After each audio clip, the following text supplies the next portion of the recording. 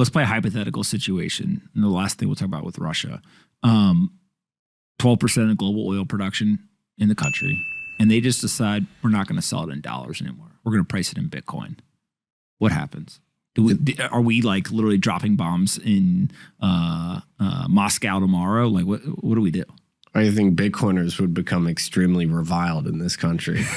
More so than we are already. We'd be accused of being Russian stooges, probably. I mean, and by the way, we're laughing, but literally online, people who are saying, hey, hold on a second, and questioning or asking for more thoughtful analysis of the situation. I've already seen people being accused of being Russian assets, etc. I saw a take today saying like Bitcoin facilitates war or encourages war. It's like, what kind of world are these people living in, man? All right. So if that was to occur, there would obviously be some portion of the political regime in the United States who would say, you're holding an asset that they're pricing their assets and their oil in. We don't like you. Fine.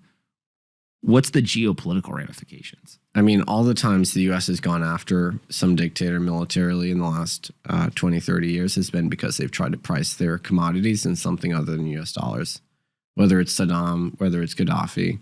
I always use those two as the example. Like there's two guys recently who tried to do it and they're dead. Yeah, they buy up by U.S. hands. Yeah, Chavez tried. We didn't succeed there. But yeah, I mean, it's not a coincidence, right? There's no other real explanation for the Iraq war, frankly. Is there, is it fair to compare those three that you just mentioned with Putin? Like they didn't have the leverage that he has. He feels like he has leverage, but he also feels well, he does have leverage. No, that's what I'm saying. He feels like he has more leverage, but also it feels like it's a different type of country. He's more defense mechanism, nuclear weapons, like it's just very different scenario. He's more deliberate, and yeah, they are a nuclear nation. They have more nuclear warheads than the U.S. does. We don't really have an ability to interfere with them that much. I mean, we haven't for 70, 80 years now. Do you think it's likely they do this? I don't think so. I think there's a lot of brinksmanship here, and I think people are addicted to the soap opera and. They just see life through like as if it's like an HBO series or something. But and maybe Putin will extract some territorial gains from the Ukraine. But no, I do not think we see full-fledged warfare here. I'll put that on the record. Yeah, I tend to agree with you that's very hard. Both it's hard to see from a U.S. citizen's appetite for that. Right, just in terms of like the especially again, there's an election coming up, right, and so. That feels in the past maybe going to war would provide for an ability to rally and unite citizens and use that as a leverage point for an election. It feels like it would have the opposite effect now and would almost guarantee that the current administration would lose control. But also it feels like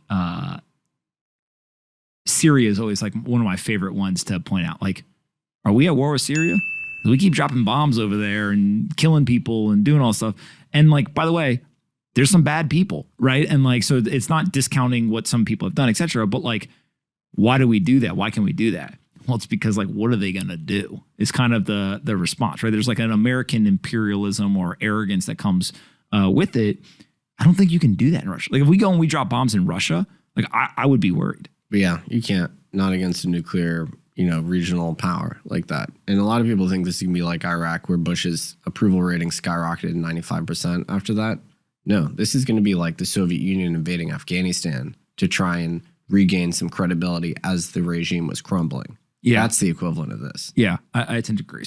So I think we see eye to eye. John, do you think there's going to be war? Like actual violent conflict? No, I don't think so. It's on the table for sure, but I think it's going to be a lot of bark, no bite. And if the bite is, they're going to annex part of the Ukraine a little bit, take some territorial stuff, but I don't think they're going to like get off the US dollar within the next year. Yeah.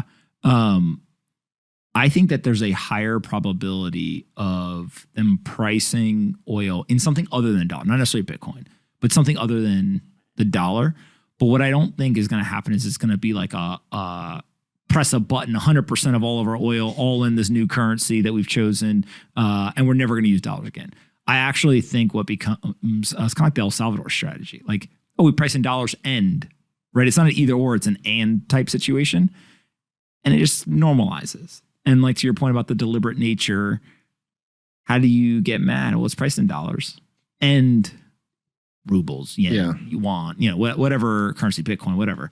But that does feel like that would be another kind of milestone moment of the geopolitical, kind of chess match of like, I think every political leader around the world knows, like that's the thing that that when you poke the bear, all hell comes down, right? And we've seen example after example of it. And if you really want to take a, kind of move your chess piece forward, like there's what you go into Ukraine, right? You stop exporting your oil and kind of cause chaos around the world. You price your oil in a different currency. There's maybe like 6 or 7 things we'd come up with that you could do. They're already doing some of them, right? So like what else is left? I don't know. It's a gradual thing. You don't exit, a global reserve currency immediately. You can't do that. They are very sticky. For instance, the UK stopped being a global power capable of projecting power. And, after World War I, the British pound was a global reserve currency until around the 40s. So the currency is often the last thing that exits stage left after an empire has lost power and control. So it might be the case that the dollar outlasts the U.S. empire. Yeah. Right. The dollar might be the stickiest thing. Yeah. But yeah, you can't get rid of it overnight.